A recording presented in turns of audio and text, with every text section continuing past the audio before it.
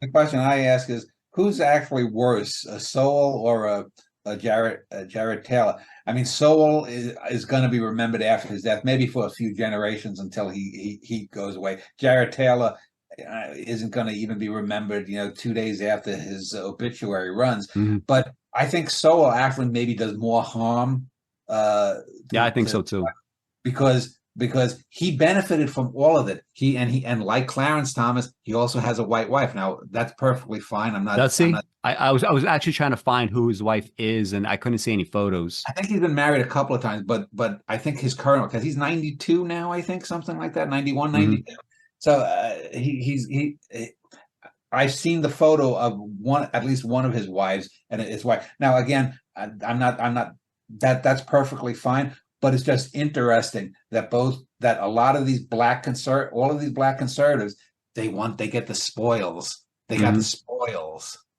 And also, I mean, on some level, they probably find a lot more camaraderie with, if the white way of doing things is, we're white, these are our entrenched interests.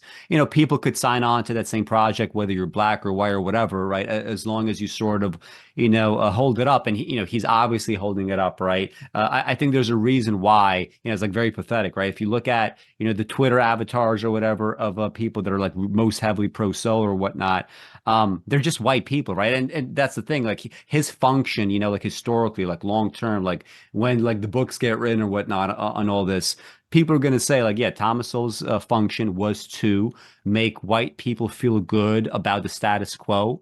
And we're going to start with this, like I think this is from the 70s or maybe even the 80s. It's just like a 5 minute clip where he essentially tells you what he believes about notions like equality and whatnot. So I think we're talking at cross purposes. On the one hand, we're talking about results that we're hoping for.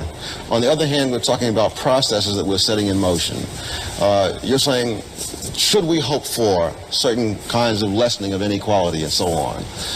The real question, the political question is, shall we set in motion certain processes because we hope for that? And do those processes enhance or reduce freedom?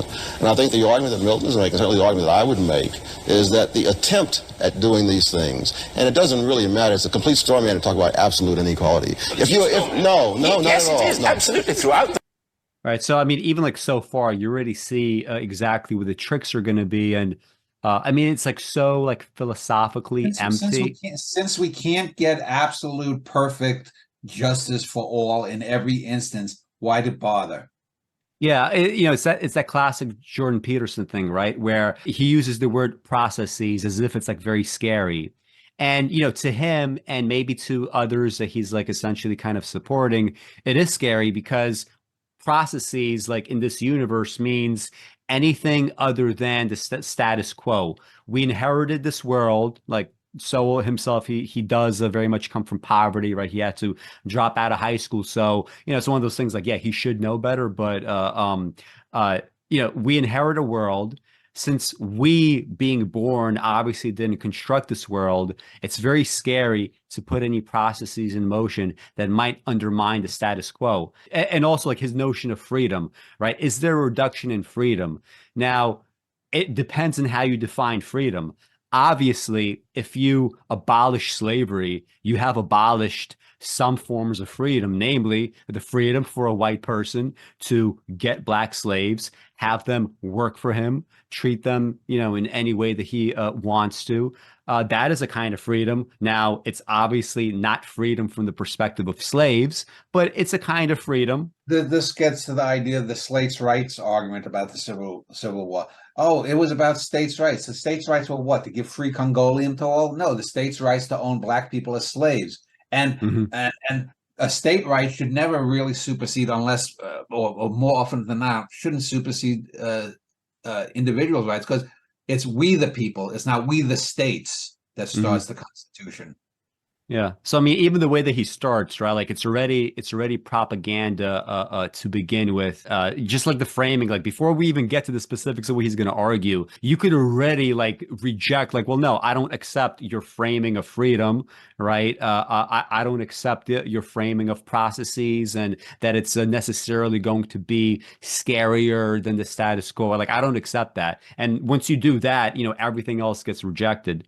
I would challenge anyone, go to Goodreads or some quotation site, look up Thomas Sowell quotes, and find me some idea in any of the quotes that's original to him. Does he have anything original? He's just spouting memes. Yeah, I mean, to the extent that he has his PhD in economics, he probably, studied some niche subject and made some kind of contribution to it. I have no idea what it is and whether or not it's worthwhile, but in terms of how he, like the big ideas that he presents, like it's just really just repetitively empty, right, in this way. So we'll see that here. Straw man he brings up in order to say how ridiculous to have absolute equality. And then he goes on to say how ridiculous to have absolute my whole point is homogenization as well. As a result, you see, that you set up processes whose end result may not be any more or less inequality than exists now, but the question is, those processes may indeed reduce freedom greatly.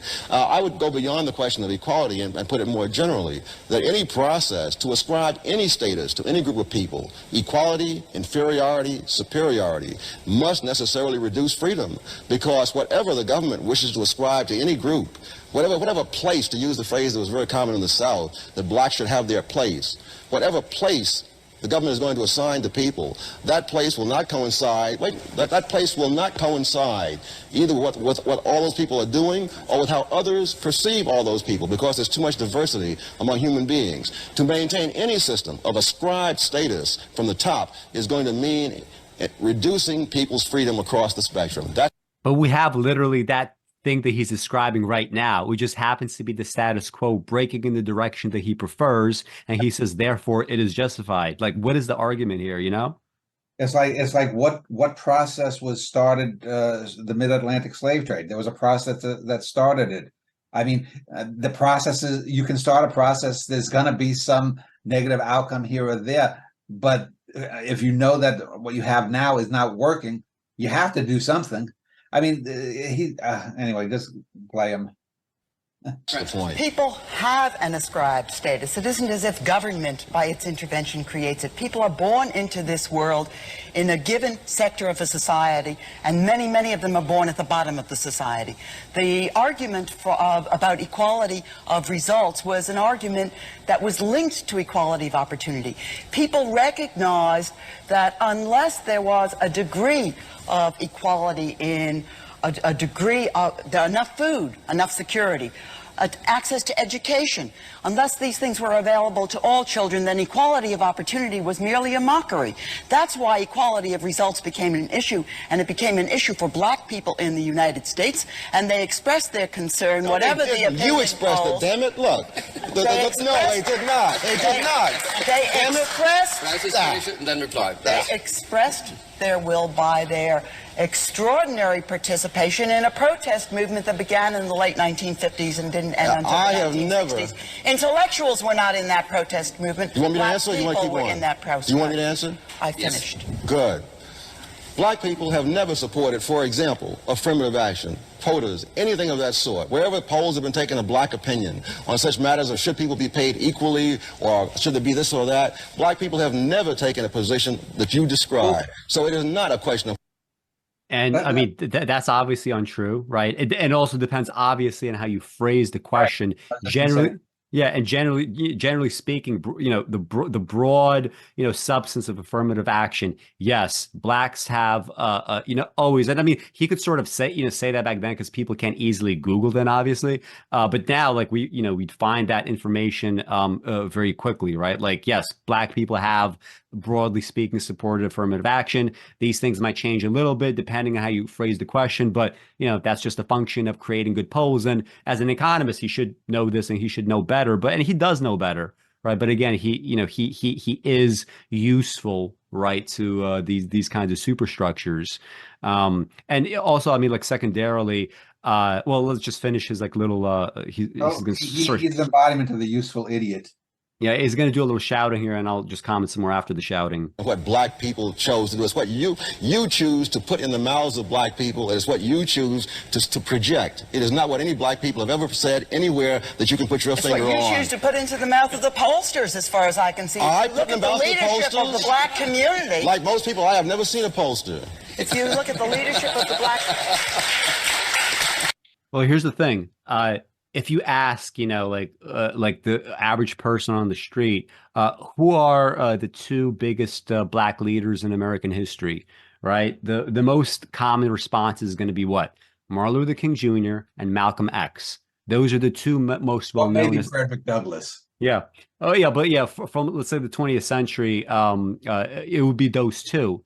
And what do you know? Martin Luther King Jr., he was a socialist, right? And he tanked his popularity when he started talking more about that, when he started, agitating against the Vietnam War. Malcolm X, he was also a socialist. So even by that metric, like you're putting into the words of black people, well, to the extent that we could say that Malcolm X or Martin Luther King Jr. are representatives of black people and are leaders, well, guess what? Both of them are socialists. W.E.B. Du Bois, another socialist. Even on the face of it, like it's just not true, right? What he's saying is not true, unless, of course, you discount those three figures. And I don't know how you could easily do that because they're obviously head and shoulders above Thomas Sowell. So and like you said, the way you framed the question, you can all.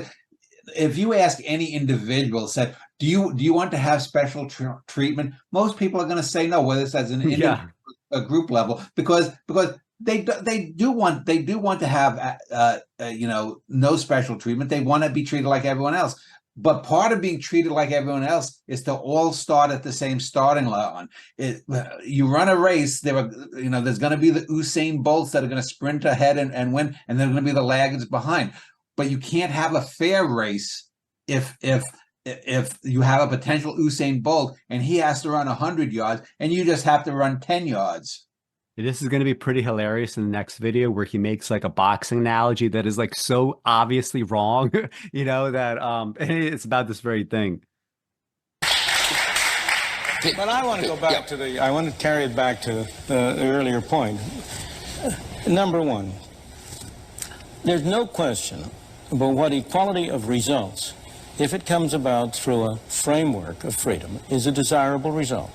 Number two, I argue in the film, I've argued here, that in point of fact, you get greater equality of actual results by a system under which people are free to achieve unequal results. That for the poor people of the world that Francis Fox Piven was talking about, the most effective mechanism for enabling them to improve their status is not a governmental program which seeks to ascribe to them certain positions, which seeks to provide them with certain goods and services, but a governmental program which tries to eliminate arbitrary barriers to advancement. I would say that in this world, what is that arbitrary barrier? Okay, let's say we're talking about Africans. The arbitrary barrier is that they're born in Africa, right? Like, they're just picking, and look at this like propaganda thing. Like, this is a clip from the watermark is www.freetochoose.net. I'm scared of what would happen if I go on this website. But just this propagandistic framing that, we see more and more now, this like nondescript,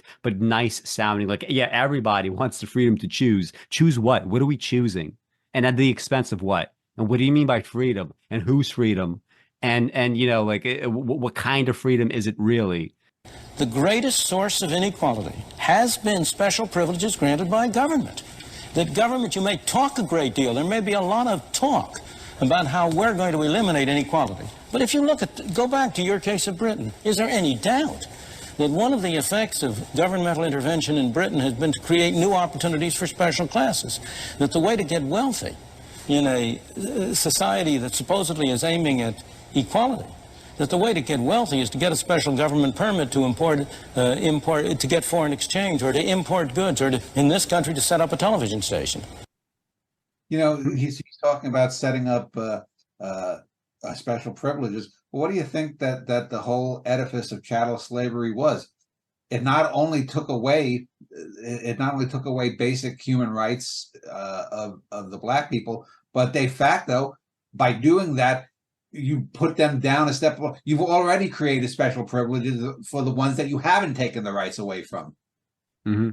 It's a zero-sum game. You know, either you want a society where everyone is free and has an opportunity to try.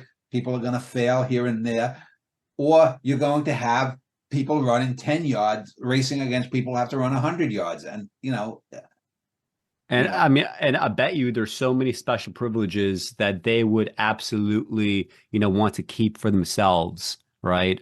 As all of this is being discussed, right? All the people sitting in that room, everybody sitting in that room has any number of special privileges that are government backed that they would never, ever give up. If people say like, oh, I'm against welfare, I don't think there should be handouts, then you tell them, well, so are you going to pave your own roads? Because that's a handout.